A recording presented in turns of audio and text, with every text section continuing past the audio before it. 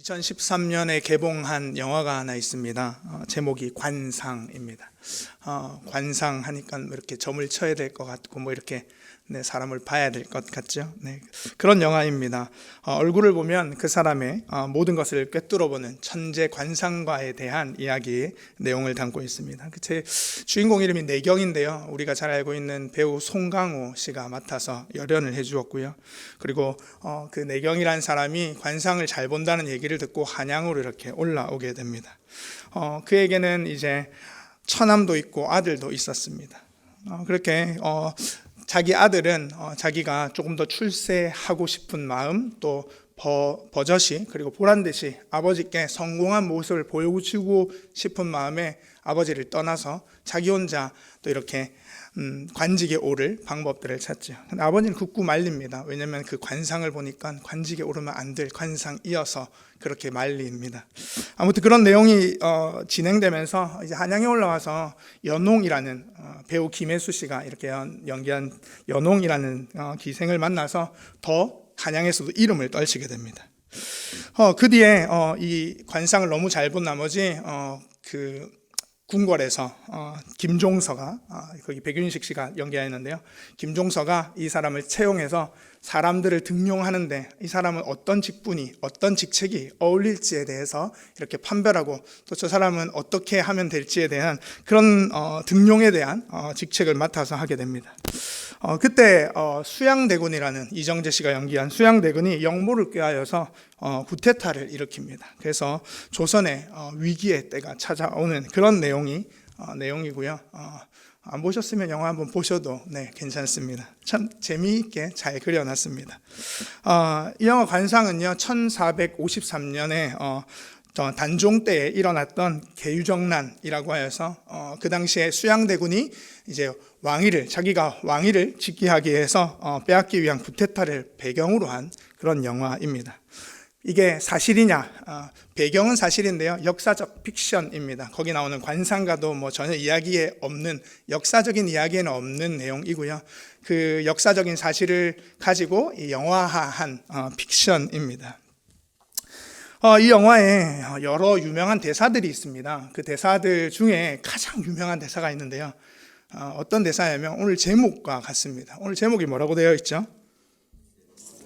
내가 왕이 될 점점점은 아니고 이렇게 합니다. 내가 왕이 될 상인가 이렇게 얘기합니다. 이렇게 하면서 웃으시는 분들은 영화를 보셨다는 거고요. 이정재가 이렇게 얘기합니다. 그 관상가인 송강호 내경에게 물어옵니다.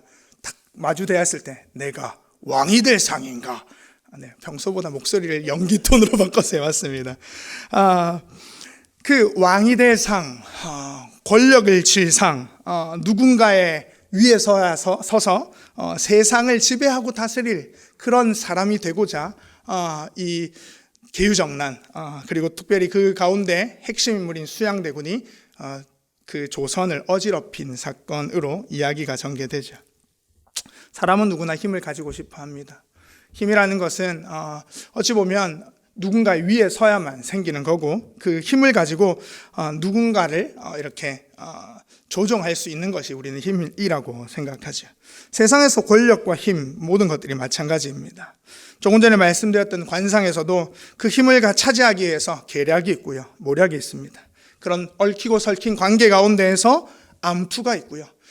뒷거래가 있고 하여튼 여러 가지 일들이 복잡하게 있습니다. 그 당시의 이야기만은 분명히 아닐 겁니다. 오늘 말씀은 예수님께서 예루살렘으로 입성하는 그런 모습을 보여줍니다. 오늘은 우리가 알다시피 종려주일입니다. 종려주일은 우리가 매년마다 이제 고난주간을 앞두고 이제 또 부활주일을 앞두고 예수님께서 예루살렘에 들어갈 당시에 그 이스라엘 백성들이 예수님의 그 탁월한 능력과 예수님께서 보여주신 기적들을 이렇게 생각하면서 그들이 예루살렘까지 쫓아와 종려가 나무 가지를 흔들고 그들의 옷가지를 벗어서 길에 펴며 호산나 다윗의 자손이여 우리를 구원하소서라고 외치는 그런 내용에 담긴 주일이 종려주일이죠. 복음서 4군데 마태, 마가, 누가, 요한복음에 다 등장하는 내용입니다. 각각의 복음서마다의 조금은 내용이 동일한 사건을 비추고 있지만 관점들이 조금씩 다릅니다. 오늘은 저희가 읽은 누가복음을 통하여서 말씀을 함께 좀 보고자 합니다. 우리 오늘 29절 말씀 함께 읽도록 하겠습니다. 29절입니다. 감나원이라 불리는 산 쪽에 있는 벳바게와 베다니에 가까이 가셨을 때에 제자중 둘을 보내시며 아멘. 29절에 감남원, 벳바게 그리고 베다니라는 지명이 나오죠. 감남원은 올리브 과실이 가수원이 있는 이런 뜻을 가지고 있습니다. 올리브 가수원이 있는 산, 그런 곳을 감남원이라고 하죠. 이 감남원은 사도행전에 보면 예수님께서 승천하실 때, 사도행전 1장에 승천하실 때 다시 제자들이 모여서 승천하시는 예수님을 만난 장소이기도 합니다. 또한 베다니와 벳바게가 나옵니다. 예루살렘 인근에 있는 작은 도시인데요. 예루살렘에서 이제 종교적으로 또 유대인으로서의 지도적인 사람들이 다 모여있는 그곳에 예루살렘이 집중되어 있다면 이 벳바게와 그리고 베다니는 빈민들이 살아갔던 동네입니다. 특히 베다니에는 예수님과 가장 친분이 있는 사람이 있었죠. 누구일까요? 나사로와 마리아와 마르다가 살았던 동네가 베다니입니다. 그러기에 이 베단이라는 동네에 머물며 벳바게에 가서 두 제자에게 이야기합니다. 저기 건너편 동네에 가면 내가 탈 나귀가 있다, 나귀 새끼가 있다, 그것을 풀어와라 라고 이야기하죠.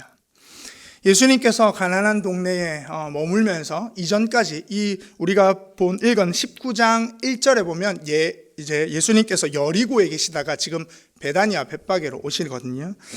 여리고에 계시다가 베다니, 벳바게 이쪽으로 오시면서 예수님께서 이 이야기를 하시는 거죠. 내가 탈 나귀가 있으니 제자들을 보내서 그 나귀 새끼를 가져오게 합니다. 예수님께서는 그 제자 둘에게 누가 왜 그것을 가져가는지에 대해서 물어보면 주가 쓰시겠다 하라라는 말만 남기고 아무 지침 없이 그렇게 이 말을 해주면 될 것이다 라고 이야기합니다. 우리가 읽었던 대로 오늘 나온 우리 19장 32절부터 그 내용에 합당하게 가서 그 나귀 새끼를 가져오는 제자들의 이야기로 쭉 이어집니다. 또 누가 와서 물어봅니다. 누가 왜 풉니까? 이렇게 물어보니까 주가 쓰시겠다 하겠다고 이야기해 주니 그가 그냥 순순히 보내주는 장면이죠. 오늘 우리가 읽은 누가복음에는 등장하지 않지만 이 나귀 새끼를 탔다라는 이 단어가 들어가 있는 성경 구절이 있습니다. 다른 복음서에는 등장하는데요. 스가랴서 9장 9절입니다. 제가 읽어드리도록 하겠습니다.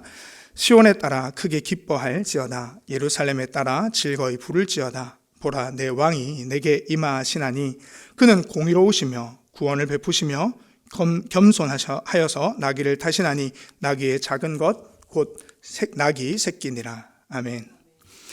예수께서 나귀 새끼를 타시는 이유는 겸손이로 이야기합니다. 세상을 구원하고 변화시킬 권세와 권력이 행사할 수 있는 행하는 사람은 무엇을 타야 할까요? 멋진 명마나 백마나 좀 이렇게 화려한, 그래서 내가 왔다라고 등장을 화려하게 멋지게 해야 되지 않겠습니까? 무언가를 정복하고 권세를 펼치기 위하여 등장하는 것이라면 멋진 말을 타고 나타나서 기세등등하게 등장해야 이야기가 좀 우리가 생각하는 대로 그래 멋있어, 그래 이렇게 등장해야지 라고 생각되지 않을까요? 조금 전에도 제가 서두에 말씀드렸던 관상에 보면 수양대군이 들어오는 장면에서 슬로우 모션을 해서 아주 웅장한 느낌과 또한 이렇게 약간 불안한 느낌으로써 그 등장하는 씬을 조명해주고 있거든요. 근데 오늘 예수님은 나귀 새끼를 타고 등장하는 모습, 여러분이 생각하시는 때는 이게 멋있습니까? 멋있나요? 전혀 그렇지 않죠. 권세와 권위가 있어 보이나요? 전혀 그렇지 않을 겁니다.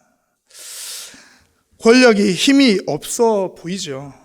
우리가 생각하는 모습과는 전혀 다른 모습입니다. 뭔가 짜잔 하고 나타나야 되고 뭔가 빛이 뒤에서 후광이 쫙 비치면서 명마를 타고 차닥 와야 되는데 그렇지 않습니다. 여러분들 나폴레옹 하면은 이렇게 떠오르는 이미지가 딱 있으시죠? 어떤 이미지가 떠오르죠? 그렇죠. 말을 타고 알프스 산맥을 이렇게 손가락으로 가리키면서 앞다리를 딱 들고 말을 이제 전진하려고 하는 그 멋있는, 우리 머릿속에는 다 그 그림이 떠오르게 마련입니다. 왜냐하면 그 그림이 가장 유명한 나폴레옹 그림이니까요. 그 정도는 돼야 저 알프스를 넘어서 다른 나라를 이렇게 통치하기 위해서 가는 그런 멋진 모습과 위용이 아닐까요? 그런데 오늘 예수님은 나귀를 타시고 예루살렘에 입성하십니다. 왜 그럴까? 왜 그럴까요? 스가랴 9장 9절의 말씀처럼 겸손하셔서 그렇다라고 말씀합니다. 여기서 겸손이라는 단어는 정서적인 마음의 낮아짐이라는 뜻보다는 신분의 낮아짐입니다. 자기 스스로의 신분, 자기 스스로의 정체성의 낮아짐을 의미합니다. 일반적으로 우리가 생각하는 자신을 낮추는 정도, 누군가에게 자신을 겸손하게 대하는 그런 마음과 태도 정도가 아니라 자신의 신분 자체를 낮추어서 보여주고 있는 상태를 이 겸손이라고 볼 수 있습니다. 분명히 예수님은 왕이십니다. 사람들은 그것을 기대하고 있습니다. 그렇기에 예수님이 나귀를 타고 등장했음에도 불구하고 그들이 외치는 소리는 이렇죠. 그들이 왕으로 기대했기 때문에 이렇게 외칩니다. 37절과 38절 말씀 함께 보도록 하겠습니다. 37절, 38절 함께 읽겠습니다. 이미 감난산 내리막길에 가까이 오심에 제자의 온 무리가 자기들이 본 바 모든 능한 일로 인하여 기뻐하며 큰 소리로 하나님을 찬양하여 이르되 찬송하리로다. 주의 이름으로 오시는 왕이여, 하늘에는 평화요 가장 높은 곳에는 영광이로다 하니. 아멘. 많은 무리가 큰 소리로 하나님을 찬양하고 외칩니다. 찬송하리로다. 주의 이름으로 오시는 왕이여 라고 말이죠. 하늘에는 평화요 가장 높은 곳에는 영광이로다 라고 예수님을 환영하고 환호하며 맞이합니다. 모두가 왕을 고대합니다. 자신들을 이 로마의 압제로부터 자신들의 해방시켜줄 메시아, 구원자, 왕으로 말입니다. 곧 주의 이름으로 오실 왕, 이스라엘을 다스리시고 통치하는 것이 로마가 아니라 하나님께서 보내신 진정한 왕이신 예수 그리스도가 이제 우리를 해방하시고 우리를 자유케 하시고 우리를 구원하실 거라는 그 마음을 담아 환영하고 외치고 있습니다. 그런데 37절 중반절을 보면 그들이 기뻐서 찬송하며 외치는 이유가 나옵니다. 37절 중반절에 보면요, 자기들이 본 바 모든 능한 일로 인하여 라고 하죠. 무리들이 본 것은 무엇이었을까요? 예수님께서 병자를 낫게 하시고 보리떡 5개와 물고기 2마리로 남자만 5,000명을 먹이시는 기적들, 또한 여러 사람들에게 그 이적과 기적을 행하시며 사람들이 마음에 그 기적에 매료되어 있다라는 겁니다. 많은 무리들을 거느리며 선포하는 하나님의 말씀들, 너무나도 멋있고 황홀했을 겁니다. 지금 이 자리에도 예수님이 그런 기적과 이적들을 행하신다면 안 넘어갈 사람 없으리라 생각됩니다. 이들이 예수님의 예루살렘 입성을 환호하는 것은 그들이 따라다니며 보았고 생각한 바 예수님의 권세와 힘과 능력이 너무나도 크고 이 세상의 모든 것을 뒤집어 엎을 만한, 아니 조금 더 엄밀하게 얘기하면 자기가 처한 현실과 자기 나라의 국면을 뒤집어 엎을 만한 능력과 권력과 힘을 가지신 분, 그런 분으로 인식했기 때문이죠. 로마에 대항하여서 힘으로 모든 것을 새롭게 할 구원자, 왕으로서 말입니다. 그런데 예수님은 나귀를 타고 입성합니다. 조금 전에 말씀드렸던 것처럼 멋진 백마나 또한 위용이 있어 보이는 그런 멋진 말과 또 제자들의 그런 멋진 모습이 아니라 초라해 보이는 나귀를 타고 말입니다. 여기에서 무리들이 바라보는 왕으로서의 예수님과 그리고 지금 예루살렘을 향하여 가는 예수님의 진짜 모습이 괴리가 생깁니다. 예수님께서 권세가 없으셔서 나귀를 타고 오셨는가? 권력과 힘이 없어서 그러셨을까? 그렇지 않을 겁니다. 그것에 대하여서 19장 39절과 40절에 이렇게 이야기하기 때문입니다. 39절과 40절 말씀 함께 읽도록 하겠습니다. 무리 중 어떤 바리새인들이 말하되 선생이여 당신의 제자들을 책망하소서 하거늘 대답하여 이르시되 내가 너희에게 말하노니 만일 이 사람들이 침묵하면 돌들이 소리 지르리라 하시니라. 아멘.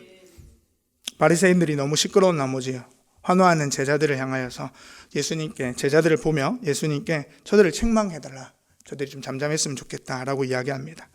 그러나 예수님은 이 사람들이 침묵하면, 이 무리가 침묵하면 돌들이 일어나 소리 지를 것이다 라고 이야기합니다. 예수님의 권세는 온 우주 만물이 찬양하고 소리칠 정도입니다. 사람들이 조용하면 온 우주 만물이 찬양할 겁니다. 환호할 겁니다. 그렇게 권세가 있으신 분이 예수님이십니다. 그러나 역설적이게도 예수님은 나귀를 타고 등장하시죠. 사람들의 눈에는 나귀를 탄 예수님이 이상하게 보일 수 있었을 겁니다. 그럼에도 그들은 자신들이 바라고 원하는 정치적인 메시아, 꿈꾸던 그 예수님, 왕으로서 이 모든 것들을 변화시킬 예수님을 지금까지 봐왔기 때문에 나귀를 타건 그게 큰 상관이 없을지도 모릅니다. 지금까지 그렇게 병자를 고친 일들과 그리고 또한 5,000명을 먹인 일들과 여러 가지 일들을 통해서 이분이라면 이라는 마음이 이미 그 마음 가득히 들어차 있기 때문이죠. 사람들의 생각과 기대와 전혀 다른 모습으로 예수님은 지금 예루살렘으로 입성하고 계십니다. 예수님께서는 그런 고난의 길을 가기 위하여 이 예루살렘 성으로 입성하십니다. 제자들도 또 동일하게 그렇게 생각했을 것이며 무리들은 더더욱 그러했을 겁니다. 이 분이야말로 말이죠. 그러나 예수님께서는 나귀를 타며 겸손의 왕으로 오셨다라는 것을 조용히 그들에게 시사하고 또 자기가 가야 될 길들을 이 어떠해야 함을 실제 몸으로 삶으로 보여주고 계신다라고 볼 수 있을 겁니다. 우리가 생각하는 멋진 예수님, 모든 것들을 뒤엎어서 모든 어려움과 그리고 또한 고난으로부터 해방시켜줄 예수님으로서 멋진 모습을 기대했지만 나귀를 타고 오시는 그 예수님이야말로 자신의 삶이 어떻게 하나님의 손에 붙들려 가야 할지를 이야기해주고 있는 것이죠. 이사야 53장에 보면 고난받는 종의 노래가 나옵니다. 53장 1절에서 이사야 53장 1절에서 3절 제가 읽어드리도록 하겠습니다. 우리가 전한 것을 누가 믿었느냐? 여호와의 팔이 누구에게 나타났느냐? 그는 주 앞에서 자라나는 나귀를 연한 순 같고 마른 땅에 나오는 뿌리 같아서 고운 모양도 없고 풍채도 없은즉 우리가 보기에 흠모할 만한 아름다운 것이 없도다. 그는 멸시를 받아 사람들에게 버림받았으며 간고를 많이 겪었으며 질고를 아는 자라. 마치 사람들이 그에게 얼굴을 가리는 것 같이 멸시를 당하였고 우리도 그를 귀히 여기지 아니하였도다. 아멘. 사람들이 흠모할 만한 것이 없고 많은 것이 아무것도 없는 구원자, 세상의 힘과 권력을 가지고 모든 것을 얻고 새롭게 할 만한 모습을 찾아볼 수 없는 왕, 그분이 바로 예수님입니다. 우리가 알다시피 그 예수님께서는 이제 십자가에 달려 돌아가시기 전 일주일을 이 예루살렘 입성 후 예루살렘에서 보내면서 사람들의 기대와 부흥에 자신들의 바람에 부응하지 못하죠. 그런 모습을 본 제자들과 그리고 또 무리들은 예수님에게 실망하고 자신들이 원하던 왕이 아니라 생각하여 끝내 십자가에 달아 버리라고 얘기합니다. 그러나 예수님은 그 모든 것들을 알고도 나귀를 타고 입성하십니다. 그것이 오늘 이사야 53장에 보잘것없는 모습으로 등장한 고난받는 주의 종, 고난받는 종의 노래와 그리고 또 나귀를 타신 예수님과 연결될 수 있을 겁니다. 여러분들은 어떠하십니까? 어떤 모습으로 예수님이 오셨으면 좋겠습니까? 멋진 모습. 요즘 현대로 따지자면 외국에 있는 유명 브랜드의 차를 타고 참 멋지게 와서 이렇게 휘황찬란하게 오셔가지고 양정교회 건축하는데 말이야 이러면서 이렇게 또 이렇게 해주면 우리가 이렇게 마음이 들겠죠. 또 이 코로나 상황을 예수님께서 한 번만 착 말씀하셔가지고 없어져라 이러면 착 없어지고 얼마나 멋있을까요? 우리의 바람은 사실 다 거기에 묶여 있습니다. 거기에 놓여 있죠. 상황과 현실, 때로는 우리가 끌려다닐 것 같은 세상 위에서 예수님이 멋지게 짜잔하고 나타나셔서 백마를 타고 모든 상황들을 뒤엎어줬으면 좋겠습니다. 그러나 예수님은 나귀를 타고 오십니다. 왜냐하면 하나님이 그곳으로 그렇게 겸손의 왕으로 보내셨기 때문입니다. 우리가 이해할 수 없고 우리가 상상할 수 없고 우리가 깨달을 수 없는 방법으로 하나님은 역사합니다. 혹여 이렇게 되려 질문하실 수도 있을 겁니다. 아니, 하나님께서는 홍해도 가르셨고 다윗 앞에 있는 골리앗도 물리치신 분이고 그리고 또한 여러 가지 기적들과 여러 가지 큰 역사들도 일으키신 분이 아니냐라고 말이죠. 맞습니다. 하나님은 그러실 수 있으신 분입니다. 그러나 하나님께서는 그 권세를, 자기의 힘을 드러내어 사용하여서 모두를 믿게 하시는 분이 아니라 스스로를 내어주실 수 있는 것이 능력이고 힘이고 나귀를 탈 수 있는 것이 힘이고 권세라고 이야기하십니다. 스스로를 낮추어 인간의 모습이 되셨고 모든 사람들이 환호할 때의 멋진 말이 아니라 겸손하여 나귀를 타고 등장하신 예수님, 이것이 능력이라 말입니다. 이것이 하나님의 힘이며 권세이고 능력이라고 말씀합니다. 세상은 자기를 드러내기 위하여 힘을 사용하여서 모두를 자기 발 앞에 두어야지 능력이 있고 힘이 있다고 이야기합니다. 맞습니다. 세상에서는 자기의 발 아래에 두는 것이 힘이고 능력일지 모르지만 예수님께서는, 하나님께서는 그리 일하시지 않겠다라고 말씀합니다. 끝까지 참고 인내하여 나에게 원수된 세상과 사람들을 끌어안고 품어서 끝까지 십자가까지 끌고 가겠다. 그게 하나님의 방법입니다. 십자가에서 죄 많고 그리고 또한 자신에게 대적한 원수들을 박아 그들을 다 없애는 것이 목적이 아니라 스스로를 달아내어 죽기까지 그들을 사랑하겠노라고 외치는 분이 하나님이시며 오늘 그 길을 따라 순종하는 예수님의 모습입니다. 겸손하여 나귀를 타고 묵묵히 하나님의 길을 가는 것, 십자가까지 가는 것, 자신을 배신한 제자들을 용서하고 참고 견디어 하나님이 결국 모든 것들을 이루실 것이라는 그것을 보는 것이 능력이라 말입니다.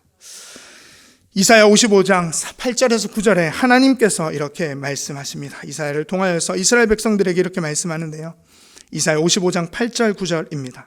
이는 내 생각이 너희의 생각과 다르며 내 길은 너희의 길과 다름이니라. 여호와의 말씀이니라. 이는 하늘이 땅보다 높음같이 내 길은 너희의 길보다 높으며 내 생각은 너희의 생각보다 높음이니라. 아멘. 하나님은 우리가 생각하는 것과 다릅니다. 우리는 곧장 이 모든 어려움과 환경들, 때로는 우리가 처한 현실들이 다 없어져야 할 것들로, 때로는 고난이 빨리 지나면 우리가 더 빠른, 우리가 더 좋은 것들을 누릴 것으로 생각하지만 하나님은 고난을 통해 일하십니다. 하나님은 우리를 그곳으로 밀어붙여서 겸손을 배우게 하시고 예수 그리스도께서 가신 그 길을 따르도록 말씀하십니다. 예수님은 한 번도 힘으로 누군가를 제압하여서 따라오라고 하신 적이 없으십니다. 공포로 가장하여서 압도적으로 그를 찍어 눌러서 너는 나를 따라와야 되라고 이야기하신 적도 없으십니다. 그저 만나는 이들의 삶을 공감해주고 이해해주고 함께하며 그들에게 나와 함께 가지 않겠느냐라는 그 외마디로 그들을 마음에 샀고 그들이 예수를 따르도록 만들었습니다. 다만 무리들은, 그리고 또한 제자들은 오해했을 뿐이죠. 자신이 원한 예수가 왕이 아니고 십자가를 져야 될 죄인으로 전락해버린 그 현실을 부정하고 싶을 뿐입니다. 그러나 예수님은 그 길이 왕의 길이고 승리의 길이라고 말씀합니다. 오늘 본문 28절 마지막으로 함께 읽도록 하겠습니다. 28절 말씀 함께 읽겠습니다. 예수께서 이 말씀을 하시고 예루살렘을 향하여 앞서서 가시더라. 아멘. 예루살렘을 향하여 앞서서 가시더라. 여기서 앞서서라는 것은 제자들보다 앞에 가셨다라는 뜻입니다. 그들이 가야 할 길을 인도하는 모습처럼, 그들이 어디로 가야 할지를 보여주는 것처럼 예수님은 그들보다 앞서 가십니다. 앞서 가시며 야, 이 길로 가야 해 라고 이야기하는 것 같습니다. 근데 제자들과 무리들이 이해한 길은 왕의 길이었을지 몰라도 예수님은 나귀를 타고 십자가를 향해 하나님의 뜻을 향해 자신을 내어주고 모든 것들을 사람들의 손에 맡김으로 환호 대신 십자가가 성난 군중의 모욕과 모든 것들을 감내하고서라도 하나님의 사랑이 무엇인지를 보여주는 길을 선택하셨습니다. 요한복음 12장 24절에 요한복음 12장은 나귀를 타고 예루살렘에 입성한 이야기가 동일하게 등장하는 장면입니다. 24절에 이렇게 말씀합니다. 예수님께서 말씀하십니다. 내가 진실로 진실로 너희에게 이르노니 하나님의 일이 땅에 떨어져 죽지 아니하면 하늘 그대로 있고 죽으면 많은 열매를 맺느니라. 아멘. 예수님은 누구도 자신에게 자신의 윽박질러서 그 길을 오라고 이야기하지 아니하시고 자신이 주자 옳다고 하여서 그 길을 강요하시진 않으셨습니다. 그저 앞장서서 가셨습니다. 십자가로 가셨습니다. 그러하기에 여러분들이 원하는 왕은, 여러분들이 기대하는 구세주는 누구이십니까? 서두에 말씀드렸던 것처럼 관상에 나오는 그 영화에처럼 힘과 권력을 가지고 세상은 지금도 자신이 우위에 서야 자신을 증명해내고 드러낼 것이라고 이야기합니다. 인생사가 그렇죠. 역사가 그렇습니다. 정점에 서야만 사람들이 인정해주고 역사에 기록되기 마련이기 때문입니다. 그러나 예수님은 나귀를 타고 그 길을 가십니다. 십자가를 향해 가십니다. 사랑하는 양정교회 성도 여러분들, 코로나19로 인해서 얼마나 많이 지치고 힘든 세상 가운데 살아가십니까?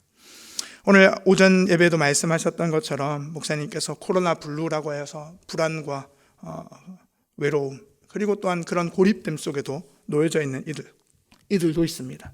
이때 교회는 어떻게 해야 될까요? 교회는 예수님을 쫓아 겸손함으로 자신을 내어주고 하나의 미랄이 되는 자리로 가야 하지 않을까요? 이 시간 영상 하나 보려고 합니다. 영상 함께 보도록 하겠습니다.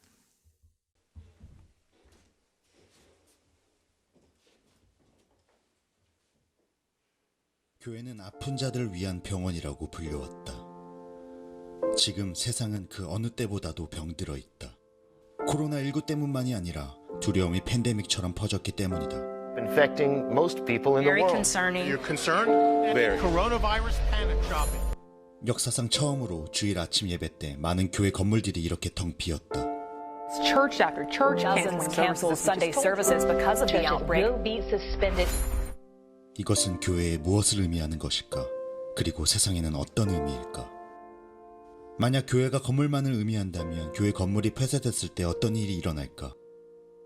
만약 교회가 행사만을 의미한다면 행사가 취소됐을 때 어떤 일이 일어날까? 이와 같이 혼란스러웠던 적이 없었던 세상에서 우리는 무엇을 전할 수 있을까? 하지만 사실 이 시간은 성경이 우리에게 말하는 그런 진실한 교회가 되기 위한 가장 귀한 시간이 될 수 있지 않을까? 왜냐하면 교회는 건물이 아니기 때문이다. 교회는 행사가 전부가 아니기 때문이다. 전례 없던 세계적 공포의 팬데믹 속에서도 바로 이것이 교회의 모습이기 때문이다. Toilet paper in the entire store. We are handing out toilet paper. God bless you. Thank you very much. 두려움 가운데 이것이 바로 교회의 모습이다.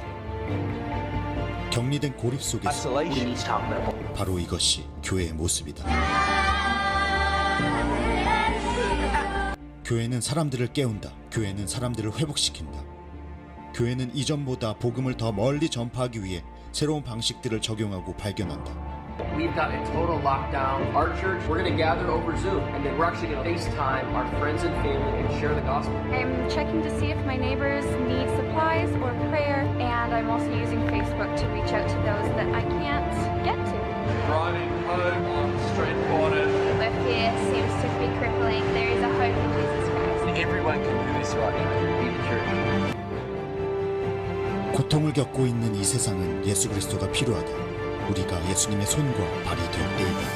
그리스도인들이여, 바로 당신이 하나님의 진실한 교회가 되어야 할 때이다.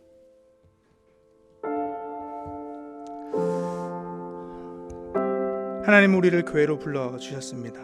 교회를 부르셔서 힘을 가지고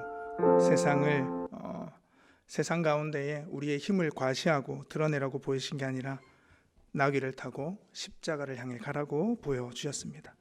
내일부터 고난주간이 시작됩니다. 고난주간 한 주간 여러분들 교회에 오실 수는 없으시겠지만 우리 함께 말씀을 더 깊이 묵상하고 예수님께서 이 땅에 무엇 때문에 무엇을 하러 이 땅에 오셨는지를 더 깊이 알아가며 세상 가운데 손을 내밀어 그들을 품어낼 수 있는, 그래서 우리가 그 말씀으로 살아가는, 기도함으로 살아가는 힘과 능력이 있기를 간절히 소망합니다. 이 시간 우리 찬양 한 곡 했으면 좋겠는데요. 주님 다시 오실 때까지라는 찬양입니다. 우리 시간 찬양하면서 오늘 말씀을 좀 기억하길 원합니다.